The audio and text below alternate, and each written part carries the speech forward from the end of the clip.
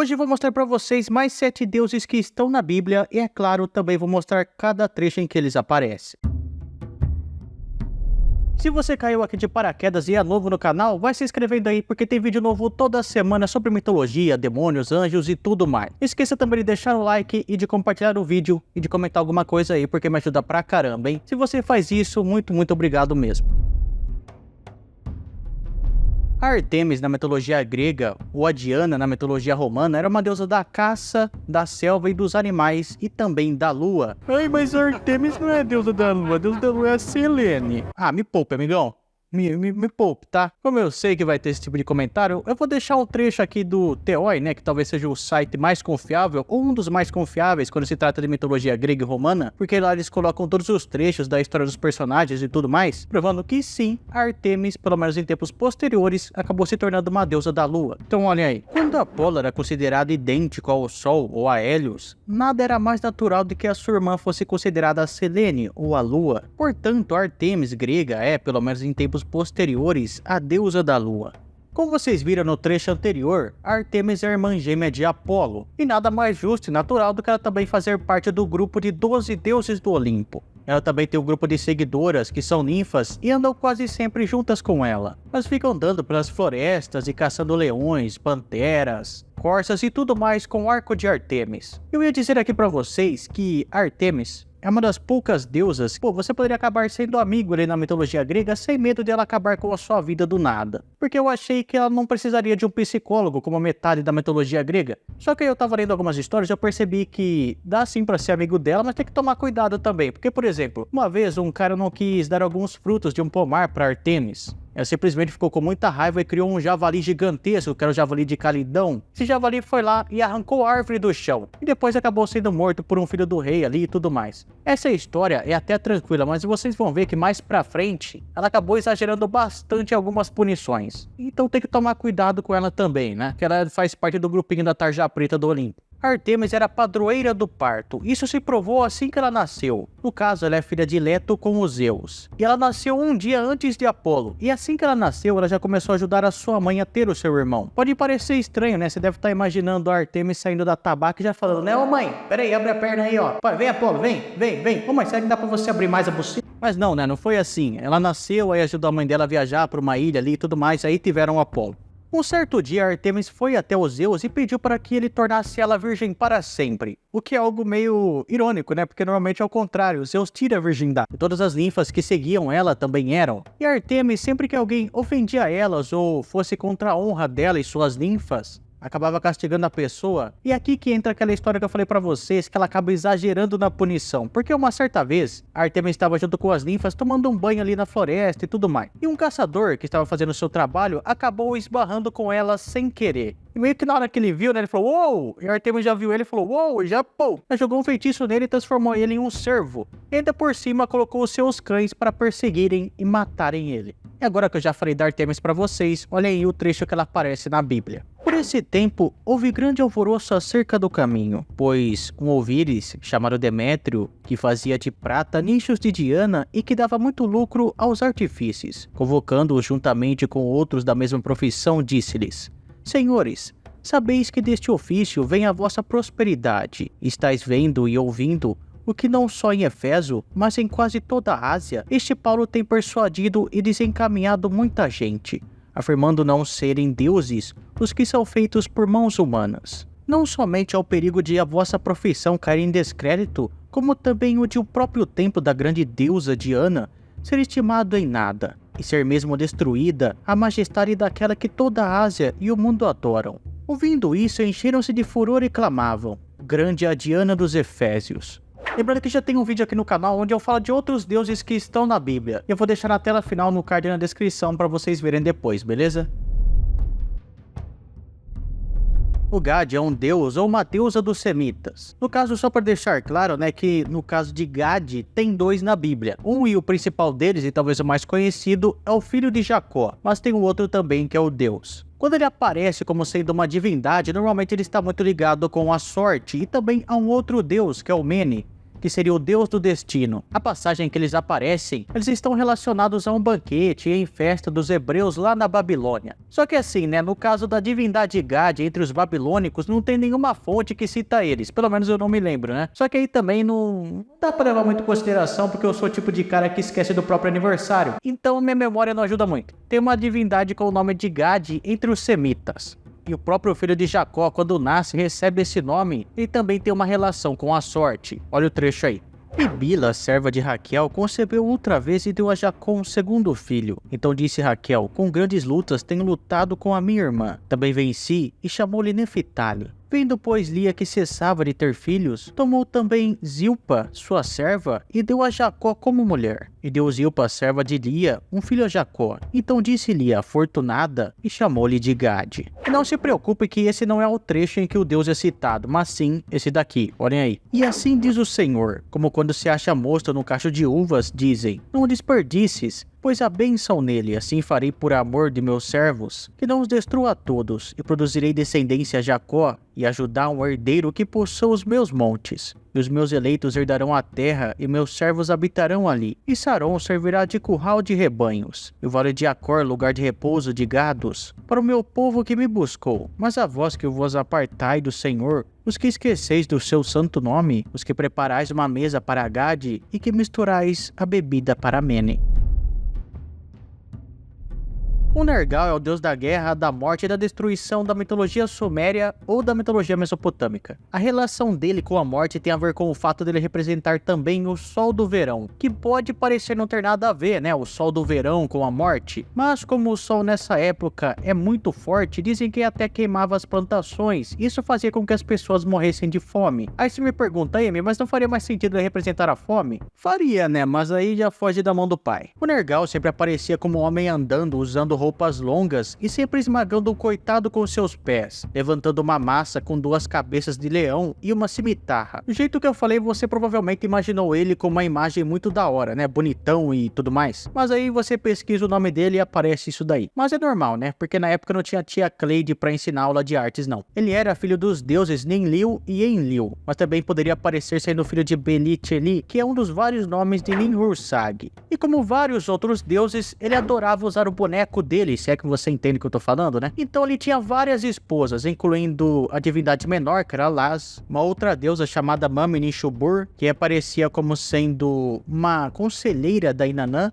e a Ereshkigal, que era a rainha dos mortos e a governante do submundo. Embora seja uma divindade que representa a destruição, ele era frequentemente invocado para proteção, e também tinha os seus equivalentes em outras culturas, como Ninurta, que era o deus sumério, o acadiano da guerra e da caça, o Urita, que era o Aplu, que era o deus da peste, o Ares, que era o deus da guerra, e é claro, o deus romano, que era o Marte. E sucedeu que no princípio de sua habitação ali não temeram ao Senhor, e o Senhor mandou entre eles leões que mataram alguns deles. Por isso falaram ao rei da Síria dizendo, a gente que transportaste e fizeste habitar nas cidades de Samaria, não sabe o costume do Deus da terra. Assim mandou leões entre ela, e eis que matam, porquanto não se sabe o culto do Deus da terra. Então o rei da Síria mandou dizer, levai ali um dos sacerdotes que transportaste de lá, e vai e habite lá.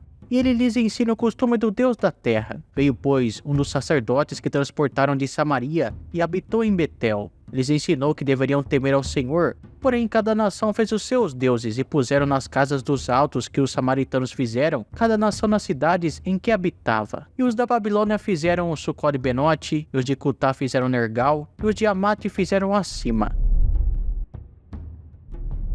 O Marduk é outra divindade mesopotâmica, só que dessa vez da Babilônia, e não era uma divindade qualquer, mas o deus supremo dali, já que ele era o protetor da Babilônia. E também, na minha opinião, um dos deuses mais da horas. Ele era filho de Enki e Ninhursag, e pai de Dumuzi, e era casado com Sapartino, ou Sapartino, ou Sapataria, não sei exatamente como que fala o nome dela. Marduk faz parte da história mais importante da mitologia mesopotâmica, que é o Enuma Elish, que conta como exatamente foi criado o mundo. E nesse poema também é apresentado apresentado pra gente o que seria possivelmente o primeiro dragão da história, que é a grandiosa mãe Tiamat. E eu tenho um vídeo inteiro explicando sobre essa história aqui no canal, que vai estar aí pra vocês também. Então aqui nesse vídeo eu não vou entrar em muitos detalhes de como exatamente isso aconteceu. Eu não sei explicar pra vocês do que exatamente o Marduk seria Deus, mas ele representava um monte de coisas, tempestades, trovões, leis. No caso das leis seria porque meio que ele fincou a tábua do destino no próprio peito. Ele também tem uma relação com a Tiamat, já que essa seria uma deusa primitiva que acabou se virando contra os seus filhos, que eram os novos deuses,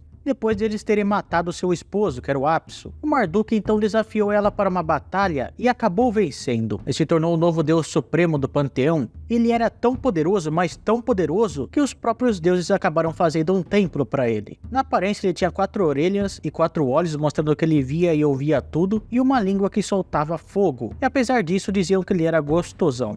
Bel, Marduk está abatido. Nabu se curvou. Os seus ídolos são postos sobre os animais e sobre as feras. As cargas de vossos fardos são canseiras para as feras já cansadas. Juntamente se curvaram e se abateram, não puderam livrar-se da carga. Mas a sua alma entrou em cativeiro. Ouve-me, ó casa de Jacó, e todo o restante da casa de Israel. Vós a quem trouxe nos braços desde o ventre, e sois levados desde a madre. E até a velhice eu serei o mesmo, e ainda até as cãs que vos carregarei. Eu vos fiz, eu vos levarei, e eu vos trarei, e vos livrarei. A quem me assemelhareis, e com quem me igualareis, e me comprareis, para que sejamos semelhantes. Gestam o ouro da bolsa, e peso a prata nas balanças. Assalariam os ourives, ele faz um Deus, diante dele se prostam e se inclinam. Sobre os ombros o tomam, o levam e põem no seu lugar. Ali fica em pé, do seu lugar não se move. E se alguém clama a ele, resposta nenhuma dá. Nem livra alguém de sua tribulação. Lembrai-vos disso, e considerai, trazei-o à memória. Ó prevaricadores, lembrai-vos das coisas passadas desde a antiguidade, que sou Deus, e não há nenhum outro, nem Marduk, nem há outro semelhante a mim. O Amon era um deus do Egito. Ele aparecia como uma cabeça de carneiro, sendo um deus do ar, e claro, já que depois ele foi muito ligado com o Ra, o deus do sol, porque no Egito tinha uma cacetada de deuses solares. Mas quando se trata do nosso carneirinho aí, tem uma certa explicação. Nós temos, por exemplo, o Ra, certo? Que seria o deus supremo do sol, que fica sempre andando com o seu barco pelo céu. No caso, o Ra seria o deus do sol em seu poder máximo, no ápice dele, que seria o sol do meio-dia. Mas quando é aquele solzinho da manhã, que é meio rosa lá, esse daí na verdade seria o Horus. E o sol, quando está se pondo, ocorre uma transformação. O Ra não seria mais um falcão. Ele acaba assumindo a forma de um carneiro, se tornando então o Amon. E por curiosidade tem também o Khepri, que seria o deus com cabeça de escaravelho. Só que nesse caso tem uma outra interpretação, porque meio que o Khepri estaria rolando o sol, sabe, empurrando ele. Que nem aquele besouro que fica rodando o churrusmino, fica rodando o cocôzinho ali, que é amigavelmente chamado de besouro rola-bosta. Mas voltando para o Amon, como cada deus do Egito tinha uma região em que ele era predominante, a região do Amon era Tebas. Inclusive o culto dele foi o mais poderoso e dominante por um certo tempo no Egito. Ele tinha uma cabeça de carneiro como uma forma mais conhecida, mas bem no comecinho do culto dele, ele tinha uma forma de um homem barbado, vestindo uma coroa, ou um tipo de cocar, que tinha 2 plumas. Aí depois, mais pra frente, talvez no Novo Egito, ele ganhou sua famosa forma de homem com cabeça de carneiro. Existe um certo debate para saber qual seria a forma mais poderosa de Ra, e quando entra nessa discussão, eu sempre acabo colocando o Aton-Ra como mais poderoso, porque ele foi por um tempo o único deus do Egito, né, meio que incorporando todas as divindades. Em uma época em que o Egito era monoteísta por causa do faraó Akhenaton, que pensou nessa ideia, só que depois os sacerdotes meio que não gostaram muito, né, porque a galera iria parar de frequentar os templos dos outros deuses. Aí vocês sabem onde eu vou acabar chegando, né, meio que o Akhenaton acabou indo de Jiraiya. Mas se tratando dos outros deuses, dá pra colocar o Amon-Ra como sendo o mais poderoso, principalmente por causa do culto dele e dos títulos, já que seu nome significa o oculto, o invisível, a forma misteriosa, tendo uma ligação com o poder dele, que não teria limites. Ele também era considerado o senhor de tudo, que abrangia todos os aspectos da criação. Agora segue o trecho da Bíblia onde ele aparece. E nesse trecho aí, seria o próprio Deus que falou sobre o Amon. O Egito é muito bonito, mas já vem a destruição, vem do norte. Até os seus mercenários no meio dela são como bezerros cevados. Mas também eles viraram as costas, fugiram juntos, não ficaram firmes. porque veio sobre eles o dia de sua ruína e o tempo de seu castigo. A sua voz irá como a da serpente, porque marcharão com o exército e virão contra ela com machados. Como cortadores de lenha, cortarão o seu bosque, diz o Senhor, embora seja impenetrável, porque se multiplicaram mais do que gafanhotos, são inumeráveis. A filha do Egito será envergonhada, será entregue na mão do povo do norte. Diz o Senhor dos Exércitos, o Deus de Israel: eis que eu castigarei a Amon, Dinô e a Faraó, e ao Egito e aos seus deuses.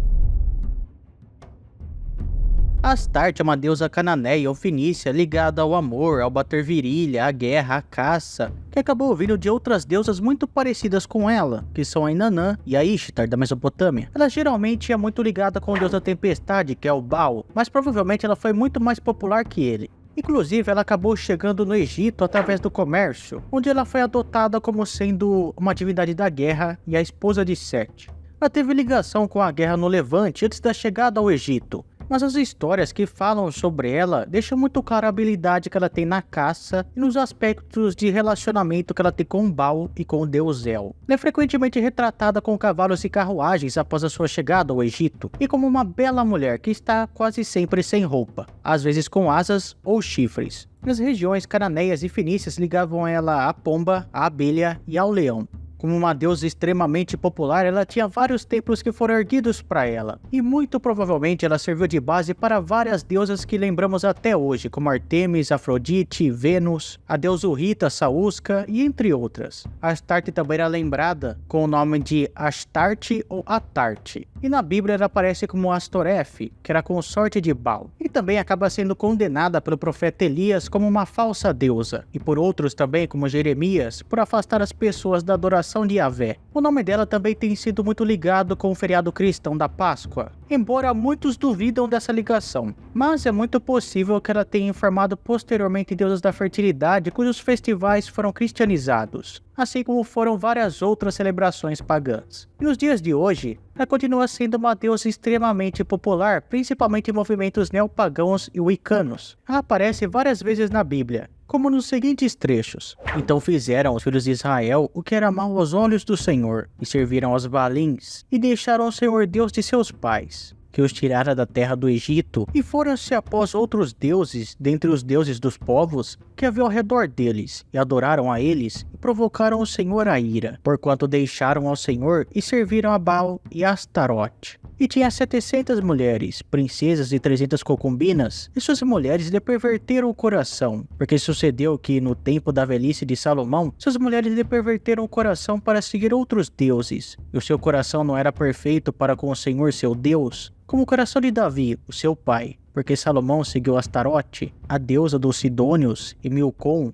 a abominação dos Amonitas. O rei profanou também os altos que estavam defronte de Jerusalém, a mão direita do monte Massite, os quais edificara Salomão, rei de Israel, a Astarote, abominação dos Sidônios, e a Quemós, abominação dos Moabitas, e a Milcom, abominação dos filhos de Amon.